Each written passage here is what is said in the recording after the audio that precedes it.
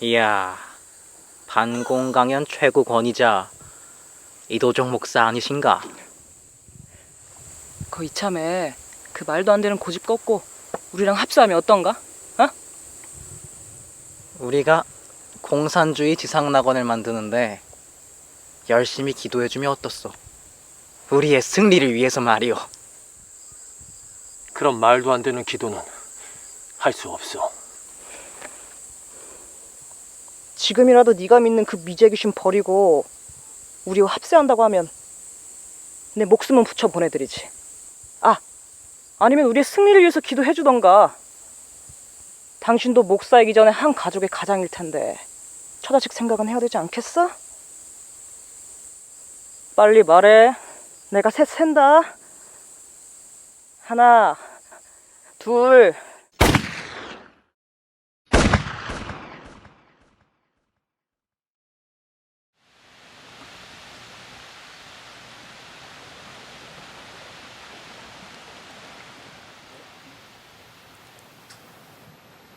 우리나라 최고의 관광지로 손꼽히는 제주도. 불과 70여 년 전 이곳은 피비린내 나는 지옥과 같은 현장이었다.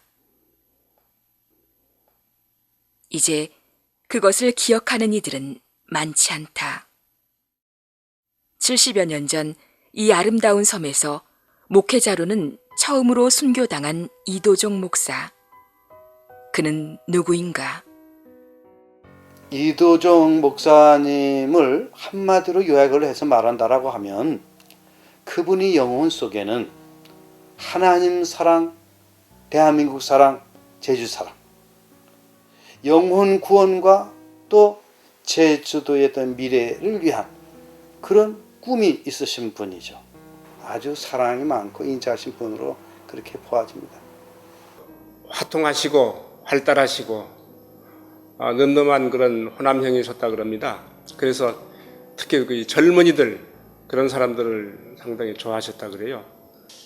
한국 교회가 시작을 하고 첫 선교사를 보낼 때에 이기풍 목사님이 제주 땅으로 오셨죠. 그 이기풍 목사님에 의해서 맺어진 선교 열매가 바로 이도종 목사입니다. 그분이 이곳 제주 땅의 원주민으로서 또 최초로 목사가 되셨습니다. 그리고 최초로 이도종 목사님이 바로 여기서 태어나신 그 생가가 됩니다. 1892년 9월 13일 날 이제 아버지 이덕연, 어머니 박열선 그 사이에서 장남으로 태어나셔서 여기서 소년기를 보내셨 그러한 집입니다. 이도종이 청년이 되어 결혼했을 무렵 우리나라는 일본의 나라를 빼앗겨 암울한 시기를 보낸다. 당시 이도종의 삶은 어떠했을까? 네, 이도종 목사님은 제주도 초창기에 독립운동가로 활동했던 분입니다. 1918년에 전도인으로 협재교회를 섬기다가 1919년 김인현 독립운동회가 있지 않았습니까? 그때 제주에서도 독립희생회라는 단체가 조직이 됩니다. 그때 4,450명의 회원이 가입이 됩니다. 그 비밀 결사 조직을 통해서 제주도에 있는 많은 그 도민들을 찾아다니면서 상해에서 창립이 된 대한민국 임시정부에 군자금을 전달하기 위한 그런 일을 이제 이도종 목사님이 청년 시절에 했던 거예요. 한 1만 원, 당시 1원이면 쌀 한 가문이라고 그래요. 그러니까 그 1만 원 그런 모금을 해가지고 상해 임시정부에 전달하게 됩니다. 그 당시 그 일로 인해 가지고 한 60여 명이 갇히게 되는데 그때 그 일로 모든 일은 책임을 지고 조봉호 순국열사 그분이 옥에 갇혀서 결국 순국 가시게 되고 이도종 목사님은 6개월 만에 나오게 되는데 6개월 동안 얼마나 많은 그런 고문을 당했는지 몰라요. 그래서 집에 나올 때는 걸음을 잘 걷지 못해가지고 가족 식구들이 이해해가지고 밖에 왜 이리 오래 서 계세요? 다리도 아프실 텐데. 얼른 들어가세요. 먼저 간 동지들, 지금도 투옥된 채 고문받고 있는 동지들을 생각하면 내 처지가 너무 화활한 것 같소. 하실 만큼 하셨잖아요. 자식들 생각하셔서 먼저 몸부터 챙기세요. 나라 빼앗긴 서름, 일본 앞에서 한없이 무능하고 초라한 내 자신을 생각하면 마음을 진정시킬 수가 없어. 그게 당신 혼자 해결할 수 있는 일도 아니고. 육신의 몸도 망가져 이렇게 되어 나라를 위해 몸 바치는 것도 어렵게 되었어.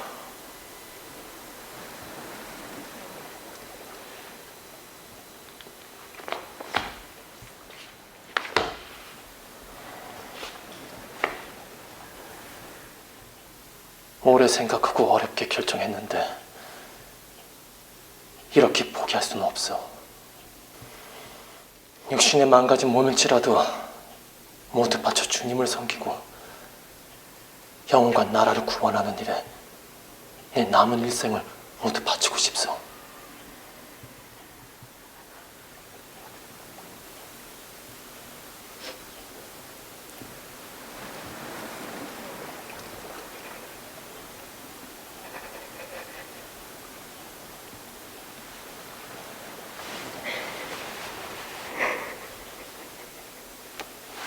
군자금 모금 사건으로 모진 고문을 받고 이제 6개월 만에 돌아왔는데 이런 생각 저런 생각 많이 하시게 됐죠. 몸이 만신성이가 되지 않았으면 만주러 가서 독립운동에 가담이라도 해볼까 그런 생각까지도 하시면서 무릎 꿇고 기도하던 중에 영적 나라를 찾는 것이 더 중요하다. 그러한 기도의 응답을 받으신 것 같아요. 그래서 그렇게 결심을 하시고 목회자의 길을 나섰다고 합니다. 남은 여생 목회자의 길을 걷기로 한 이도종은 평양 신학교로 향했다. 넉넉치 않은 형편에 처자식을 두고 평양에까지 가서 공부한다는 것은 매우 힘든 일이었고 내조하는 아내의 지원 없이는 불가능한 일이었다. 1926년 평양 신학교를 졸업한 이도종은 1927년 목사 안수를 받고 김제읍 교회에서 시무했다. 교회를 부흥시켜 새 건물도 짓고 교인 수도 늘어났지만 이도종의 목회 생활은 순탄치 않았다. 김제교회 제3대 목회자로 이렇게 부임을 하셔서 그 청년들 집회가 있을 때면 항상 청년들에게 꿈을 가져라. 나라를 생각해야 된다. 독립심을 심어주는 그런 내용으로 자꾸 그런 말씀을 하셔서 그곳 김제경찰서에서 완전 요시찰 인물이 돼버린 겁니다.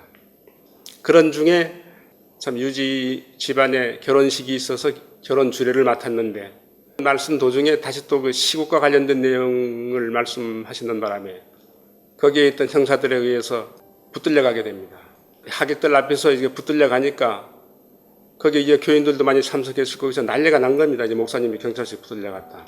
그런데 그 조사하는 과정에서 제주 군자금모금 사건과 연루됐던 내용이 이제 나오게 됩니다. 그러니까 담당했던 분이 이런 사람 두면 교회도 덕스럽지 못할 거고 우리도 귀찮고 내보내시오. 이런저런 생각을 한 끝에 이제 교회에서 사면을 권면하게 되죠. 이도종 목사님은 이제 고향 제주로 가서 목회 활동을 해야겠다는 그런 굳은 결심을 하시고 1929년에 이제 고향으로 오시게 됩니다. 1929년 고향 제주로 돌아온 이도종 목사는 온몸 바쳐 목회 활동에 매진했다. 서귀포 교회, 법한 교회, 남원 교회, 고산 교회, 용수 교회, 조수 교회, 화순교회 등이 그가 직접 개척했거나 담임하면서 성장시킨 교회들이었다. 이 밖에도 목회자가 없는 작은 교회들을 찾아다니며 순회 목회도 하였다. 하지만 일제시대에 기독교 신앙의 순수성을 지킨다는 것은 쉬운 일이 아니었다. 일제의 탄압에 못 이겨 한국교회는 차례대로 신사참배 문제 앞에서 무너지고 만다. 27대 총회 때 제주노회에서는 이도정 목사님하고 또 장로님으로는 김계홍 장로님이라는 분이 있는데 그분이 총회 총대로 평양에서 1년 총회에 참석하게 되는데 많이 회의를 했는데 이도정 목사님과 김계홍 장로님은 우리는 총대에 참석을 안 한다. 불참 선언을 해버리는 겁니다.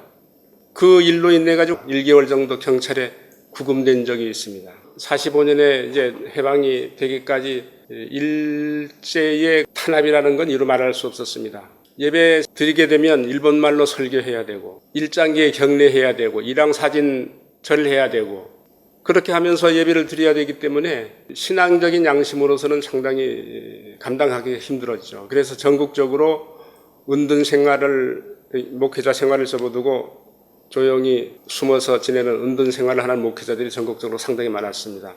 이도정 목사님도 마찬가지로 더 이상 감당하기 힘들어서 이제 고산에 정착하면서 텃밭을 돌보면서 이렇게 생활을 하시던 중에 해방이 됐습니다. 근데 그때 제주에 13개 교회가 있었는데 13개 교회에 있던 목사님들이 다 육지에서 내려왔었던 분들이라 다 이제 귀향해버렸고 남아있는 목사님이 제주 출신 또 조남수 목사님 한 분뿐이었습니다. 목사님, 아시다시피 지금 제주도에 남아있는 목회자가 목사님과 저 정도밖에 없습니다. 이런 어려운 시국에 목사님과 같은 분이 다시 나서 양떼를 이끌어 주셔야 하지 않겠습니까? 목사님, 다시 생각해 주십시오. 오늘 제가 온 것도 주님의 뜻으로 온 것이 아닐까요? 저를 봐서가 아니라 불쌍한 제주도 영혼들을 위해 다시 나서 주십시오.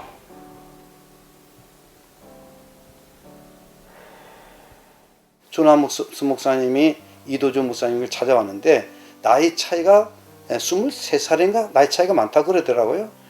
내어나다시피 하지만 이제 이도정 목사님은 그럴 수 없다고 해서 처음에는 사양을 했어요. 조남수 목사님이 그 설득에 이도정 목사님이 감격을 하게 됩니다.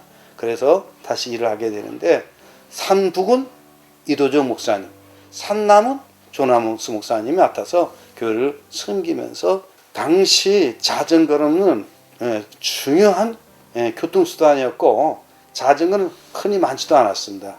인성교회 또 화순교회를 섬김에 있어가지고 거리가 떨어진 곳이기 때문에 아주 필요했었고 이 수심리도 자전거를 타고 잘 다니시는 그런 분이어서 특별히 고문 후유증을 해가지고 다리가 저렸기 때문에 더군다나 자전거는 또 필요했고 그래서 자전거를 즐겨 타셨다라고 그렇게 지금 이야기가 전해지고 있습니다. 목회자들은 부족하고 교회는 많고 하니까 그 소위 그 순회 목회를 하셨거든요.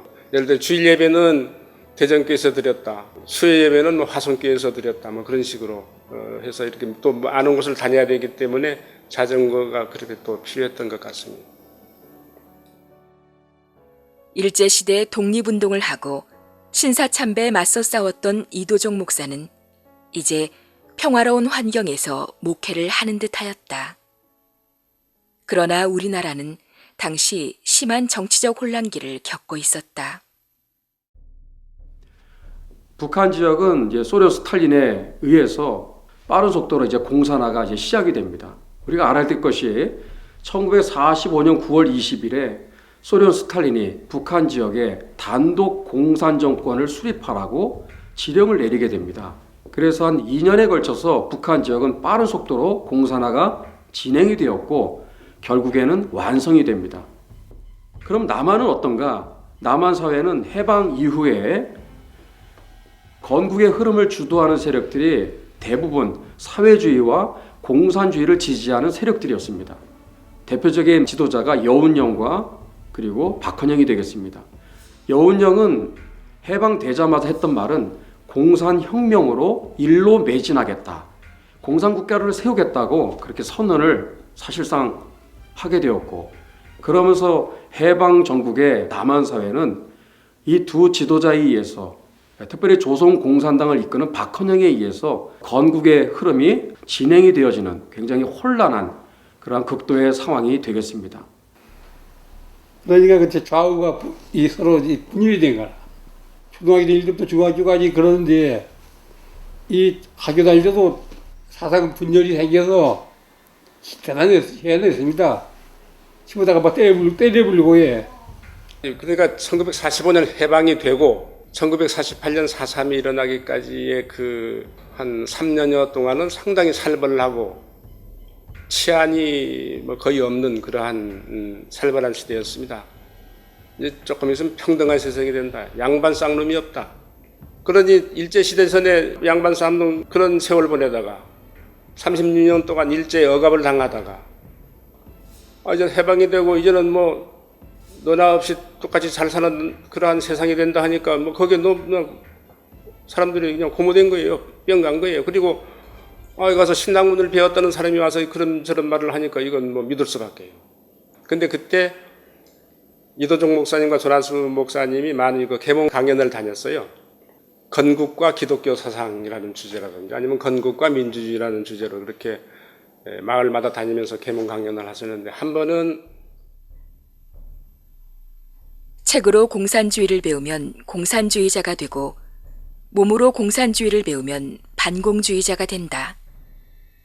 하지만 공산주의를 아직 경험하지 못했던 당시에는 많은 사람들이 이러한 새로운 사상에 매료되어 신념을 가졌다. 그리고 남한에 있던 공산주의자들은 끊임없이 자유민주주의로 탄생하려는 대한민국의 건국을 막고자 했다. 박헌영이는 이 조선공산당을 통해서 1946년 10월 1일부로 그 유명한 대구 10월 폭동을 이제 일으키게 됩니다. 그 배후에는 소련의 스탈린이 있었습니다. 스탈린이 적어도 2번에 걸친 거액의 자금을 대주면서 반미 선동 투쟁을 이제 사주하게 된 것입니다. 대구를 시작으로 전국 각지에 2달에 걸쳐서 남한 사회를 쑥대밭으로 만드는 어마어마한 이러한 대구 10월 폭동 반란이 일어나게 되었습니다. 그 결과 미 군정청에서 빠른 속도로 진압을 하게 되면서 사실상 조선공산당의 이 조직 부서가 붕괴가 됩니다. 그래서 어마어마한 치명적인 타격을 입게 됩니다. 그래서 조직 정비와 또 체계를 박헌영이가 서둘러서 46년 11월 23일에 조선공산당의 박헌영이, 그 다음에 조선인민당 여운형, 또 남조선 신민당, 이런 백남훈, 이런 3개의 정당이 서로 합당이 되어서 창당이 된 것이 바로 그 유명한 남조선 노동당, 줄임말로 남노당이 되겠습니다. 공산주의자들은 민족주의를 내세워 감성을 자극하며 통일을 시도했으나 그들이 원하던 통일은 공산주의 적화통일이었다. 그들의 본심을 간파한 이승만 대통령은 이에 속아 넘어가지 않았고 많은 저항을 뚫고 자유민주 대한민국 건국에 힘썼다. 이승만 대통령이 남한 단독정부 수립을 추진하자 남노당은 사회에 혼란을 가해 남한의 붕괴를 시도했다. 대구 10월 폭동이 진압되면서 큰 타격을 받았던 공산주의자들은 육지가 아닌 섬으로 눈을 돌린다. 공산주의자들은 제주도 곳곳에서 주민들을 선동했고 국가전복의 기회를 엿보고 있었다. 1947년 3.1절 그 행사가 일어나는데 이 3.1절 행사는 정부 당국에서는 하지 않도록 했어요. 왜냐하면 그 운동이 순수한 3.1절 운동이 아니라 반미 운동이기 때문에 하지 않도록 그래 했지만 북초등학교에서 3.1절 운동이 일어나게 됩니다. 남노당의 끊임없는 국가전복을 위한 움직임은 결국 제주도 4.3 사건으로 이어져 크나큰 비극을 불렀다. 공비와 좌익들은 양민들과 섞여 있어 진압 과정에서 무고한 양민들의 많은 희생을 불러왔다. 당시 경찰과 군인들의 진압은 정당했을까? 김대중 대통령이 CNN하고 회담할 때 제주 4.3은 공산당의 폭동으로 일어났지만 무고하게 그 희생된 사람들이 있으니까 이런 사람들에 대해서는 누명을 벗겨줘야 된다. 이렇게 말씀을 했거든요. 그때 당시 남노당 핵심자들에게는 흔히 제주도민이 다 폭도라고 했습니다. 다만 마지못해서 강제로 끌려간 사람들에게 폭도라는 말은 그때도 도민들이 쓰지 않았습니다. 거기 핵심 요원, 바로 불악을 습격하고 살상에 가담하고 약탈에 가담했던 사람들을 폭도라고 불렀죠. 폭도들이 와가지고 불을 지르고 경찰서를 습격하고 양면을 학살하고 그런 가운데 있는데 국가가 존재하는 이유가 뭡니까? 지켜야 될 거 아닙니까? 이덕구 같은 경우는 국가를 상대로 선전포고를 합니다. 남노당에 의해서 피살된 수법이라든지 잔인성, 참목함이라고 하는 것은 이루 말할 수 없이 잔혹했거든요. 그 남원리에는 강학송이 증언에 의하면 자기 부친이 보초를 그 서고하는 그런 책임자였었는데 습격을 해가지고 사지를 토막을 내고 그 다음에 성기를 잘라가지고 입에 물리고 그래서 그 시체를 업고 오는데 피가 흘러서 그때 고무신을 신었는데 고무신이 미끄러서 집까지 운반하는데도 고무신이 벗겨질 정도로 그렇게 했습니다. 우리 집에 들어와 놓으니까 안빠 이건 뭐 이건 말이다 양 자기네가 가져가고 싶은 건 쌀이나 해라. 쌀랑 뚜껑 전부 쌀 항아리자니까 항아리는 전부 뒤졌어 그놈들 다 뒤져. 야 뭐 그땐 우리 먹을 쌀도 없는데 이경 쌀이 있을 때고 이제 털어갈래자 털어갈 식량도 없고 우리 어머니 살려주세요면서 막 뭐 해가니까 이 축창으로 일일이 막 찔러보니까 좀 몇 년 고생했십시오 어머니가. 저희 아버지하고 형님이 돌아갔습니다. 그 형님은 이 폭도들이 내려와서 잡아갔어요. 잡아갔는데 그 다음에 소식이 없고 아버지가 형님을 찾으려고 수습을 한 거예요. 1년 날 나갔는데 소식이 없었습니다. 그때 정보에 의하니까 이 군인한테 사실 이야기를 했거든요. 그러니 알아보니까 문기호가 잡혀갔다고 그래요. 그래서 제가 이제 그 군인 덕분에 가서 면회한 겁니다. 만나서 저희 아버지 시체로 사고 싶다. 그러니 좀 장소를 알려달라 이렇게 했습니다. 그래서 거기서 약도를 그려줬어요. 이후에 형제봉이 있는데 형제봉 뒤에 개울이 있습니다. 그래서 찾아갔는데 마침 풀이 무거진 데가 있어 마침. 그 풀 땡겨보니까 신발도 저희 아버지 신발이고 이복도 그렇고 그 다음 형님은 이 삼별초 토석이지 그 안에 시체가 굴리고 있다고 그런 말이 정보가 들려서 어머니가 가보니까 우리 형님 시체가 맞다 이겁니다. 머리빨이 굴르고 있고 뼈다구로 다 이 개들 뜯어먹고 그래서 막 흩어지거나 마시. 아버지는 목에 배가 감겨 있었습니다. 그래 목 졸라 죽인 것 같고 형님은 목이 잘라진 거 보니까 이 칼로 자른 것 같아 마시. 그 대정읍 신도리의 김치부라고 그 사람이 구장을 했었는데 그 이웃마을의 공비가 그 침투를 해가지고 김치부를 난자해서 죽였습니다. 그때 마침 거기 같은 장소에 있던 마누라가 그것을 제지하려고 하니까 이 마누라를 끌고 말방앗간이라고 방앗간에 가가지고 임신 8개월인데 난자해서 죽여가지고 보니까 뭐 하늘을 쏘암지기 불이 불꽃이 올라와. 말째 보니까 뒷날 말 들어보니까 구장 죽고 부인도 죽고 집도 다 소각되고 뭐 했다는 거야. 그럴 리가 있느냐고. 그때는 우리가 이제 그 국민학교 다닐 때쯤에 우리 친구들이 이제 가보자고 말이야. 그냥 간 보니까 그 부인이 그 임신된 내가 지금 생각하기로 한 8, 9개월 된 거 아닌가 남자더라고. 해야 된 것이 남자들인데 그것까지 우리가 봤어요. 남자들인데 말방에 있지 않을까 말방에 거기 데려다 살려줄 땐 막 애원하니까 거기 데려다 나네 남도질 내버렸어 일로. 그러니까 그 애가 나왔어. 그 죽은 애가 나온 걸 그걸 우리가 봤다니까 마씨. 그 볼꼴이 아니야 그게. 그래서 이야 이렇게 이거 사람이 이거 무참하게 어린 때라도 이렇게도 죽일 수 있나 그 생각이 들어진 거라 마씨.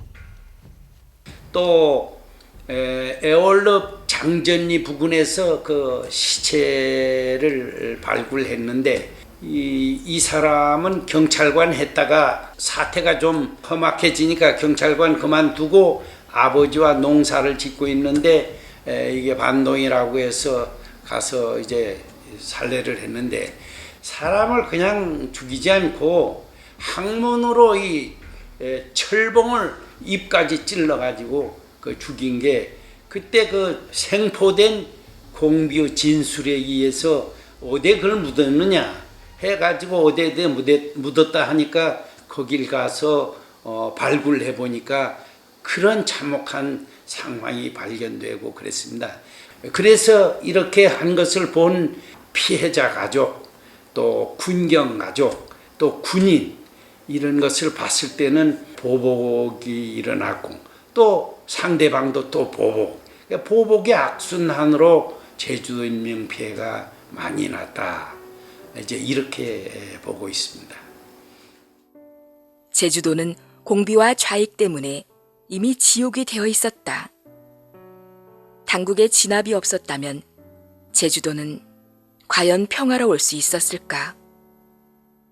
그 4.3을 일으켜서 김달삼이 그 본명은 이승진인데 김달삼이가 주도인 돼 가지고 그 하다가 그 북한에 가서 보고하려고 4월 3일부터 7월 24일까지 김달삼이가 직접 작성한 그 보고서에 보면은 그 공비들에 의해서 죽은 사람이 사망이 307명입니다. 부상이 68명. 그다음 피랍, 납치 간 사람이 22명. 이렇게 막대한 피해를 입혔는데 공비는 16명밖에 안 죽었어. 그리고 부상이 9명. 그러니까 제주도에서 경찰서 있는 부분, 지서 있는 부분, 여기를 빼놓고는 완전히 남노당이 장악을 했습니다. 그래가지고 한 3개월이면 이걸 완전히 해방구로 만들 걸로. 초반에는 완전히 잡았죠, 그 사람들이. 그리고 특히 밤에는 완전히 이건 뭐 인민공화국 세상이었죠. 대전고등학교 학생 9명이 와가지고 세 사람이 한 사람을 조준하되 그 불황민들 전부 나오라고 하는 거라. 안 나오면 안 된다고 전부 나오라고. 그 과정을 우리가 봤거든 마씨. 그러나 그때 그 동참반 인원이 아마도 한 1000여 명 이상 되지 않을까. 어마어마한 인원이 그 과정을 봤어 봤지. 그 한 놈은 죽어가면서 인민공화국 만세 hen 부르더라고. 인민공화국 만세 이렇게. 그 소리를 우리가 들었다니까. 탁 맞은과 동시에 정신이 다 가지라냐는 말이라. 인민공화국 만세 소리가 크게 불렀어 그놈이 하나는. 그래서 팍 앞대로 엎어지대. 그럼 그들이 원하는 세상은 무엇입니까? 바로 공산 국가가 되는 거죠. 그렇기 때문에 오늘 우리는 이도종 목사는 이런 무시무시한 시대를 살고 있었다. 반공 강연을 적극적으로 했던 이도종 목사는 좌익들에게 눈의 가시와 같은 존재였다. 목사님, 시국이 이러한데 당분간 찬양 예배와 신방을 좀 미루시죠. 내 육신이 안위를 생각했다면 다시는 목회를 안 했을 것이요. 그래도 목사님, 너무 염려 마시오. 1947년 5월경부터 전도 목사로 순회하면서 저희 교회를 담임하셨죠. 저희 교회가 이곳에서 예배처소로 가진 곳은 대정현 성 안에 있는 작은 초가 가옥이었습니다. 1934년도에 약 70판 정도를 주고 매입해서 예배처소로 사용하던 곳이었기 때문에 따로 사택이라든지 교육 규모가 되지 못했던 것 같습니다. 당시 이도종 목사님께서 고산이 되기셨는데 여기에서 약 20km 정도 떨어져 있습니다. 걸어서 오시려면 5시간 남짓 걸리는 곳이죠. 대전교회에서는 오질 않은 거예요. 그래서 이제나 저제나 올까 해서 기다렸는데 오질 않은 거예요. 예, 이도종 목사님은 1948년 6월 18일 순회 목회 중이던 인성교회를 향해서 이곳을 지나가게 됐습니다. 그런데 이곳을 지나가기 전 그날 토벌 작전을 나왔던 고산 지서 팀하고 교류하게 되었는데 그분들 말씀이 오늘은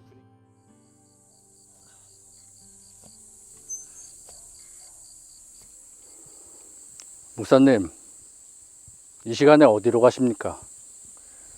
평소에 하던 대로 순회 목회하러 갑니다.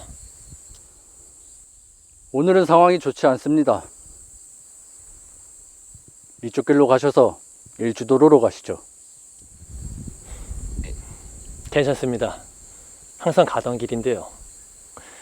그리고 자식들도 사람들일 텐데 목회하는 사람한테 뭐 어쩌겠습니까? 너무 걱정하지 마십시오. 네, 그럼 살펴가십시오.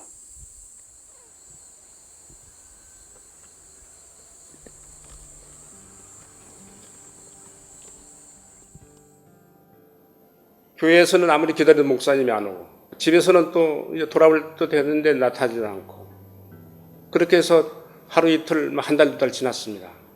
이제 대전교회에서는 새벽 기도할 때마다 그냥 무릎 꿇고 교인들이 통곡을 하면서 기도하는 겁니다.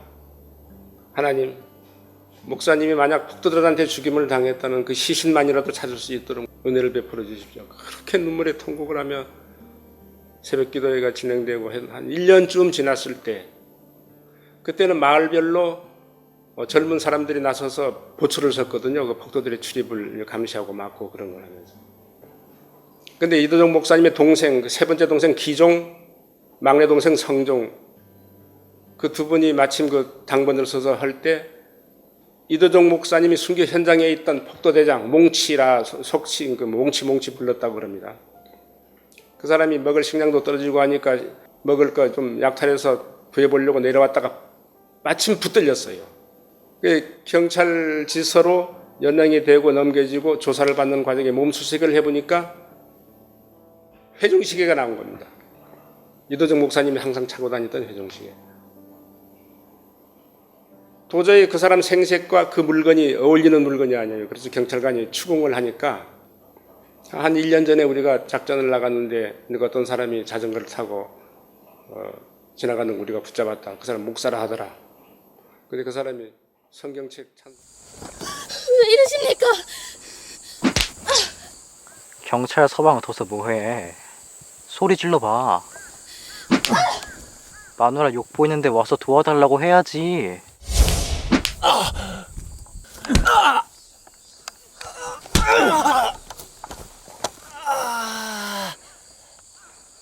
이야, 반공강연 최고 권위자 이도종 목사 아니신가?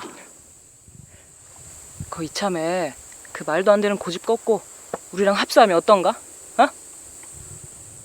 우리가 공산주의 지상낙원을 만드는데 열심히 기도해주면 어떻소?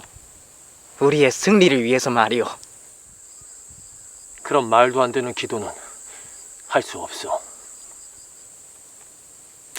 어이,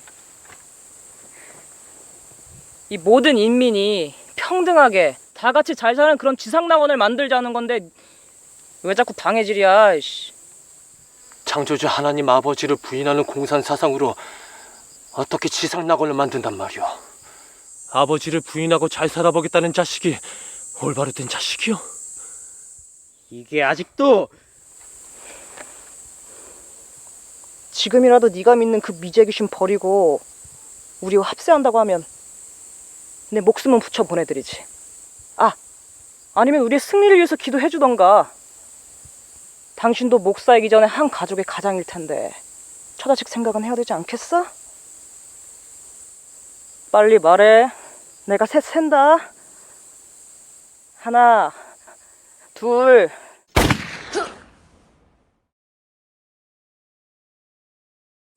너 같은 악질 반동 예수쟁이는 곱게 보내주면 안 되지.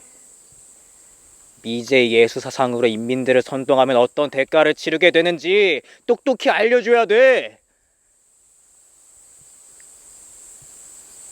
총알도 아깝다. 저기 구덩이에다가 산채로 묻어버려.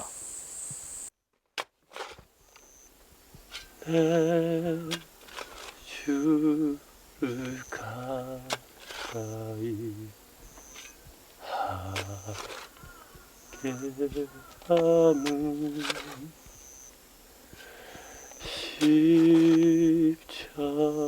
십자가지 같은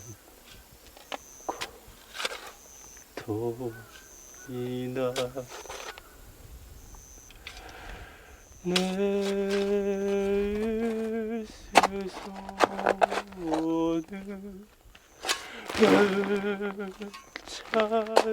찬송하면서 주께 떠나가기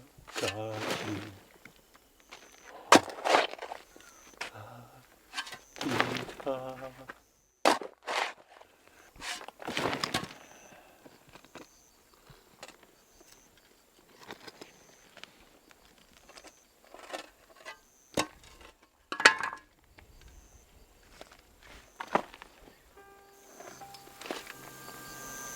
나는 이제 하나님 곁으로 가니 이것들이 필요 없어.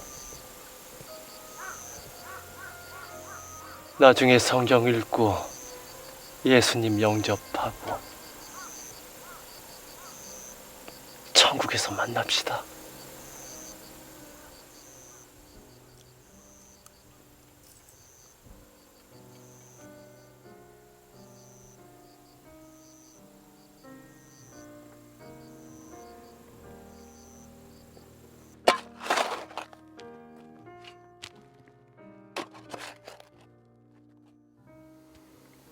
하나님 아버지, 저희 기도를 들으시옵소서.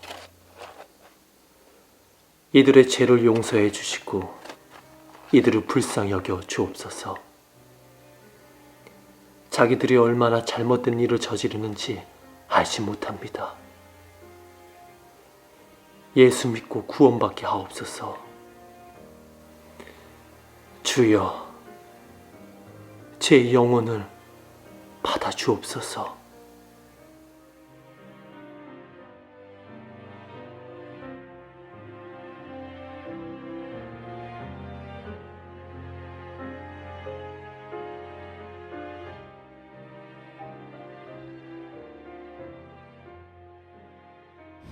일제가 패망하기 직전에 제주에 한 7만 명의 일본군들이 주둔하고 있었는데 지역마다 이런 중산간 지역마다 개인 참모들이 많이 있었습니다. 깊이는 약 한 1m 한 20 정도 되는 깊이로 그 참모 하나를 이용해서 여기서 생매장으로 순교를 당하신 겁니다.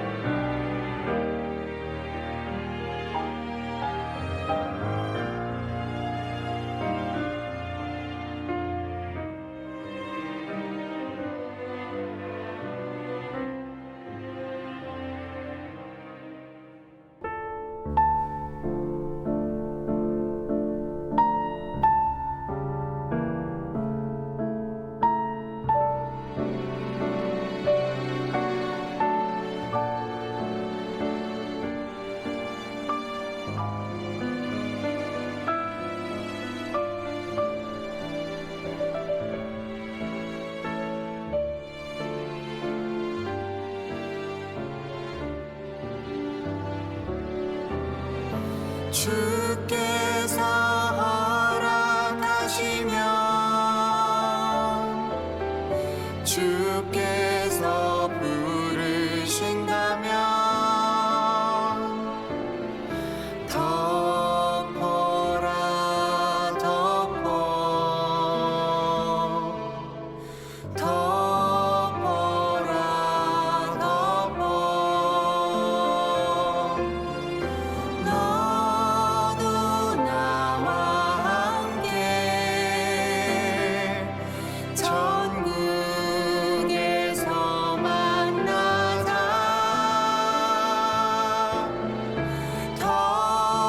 덮어라 덮어 덮어라 덮어 주여 저들의 죄를 용서하여 주소서 용서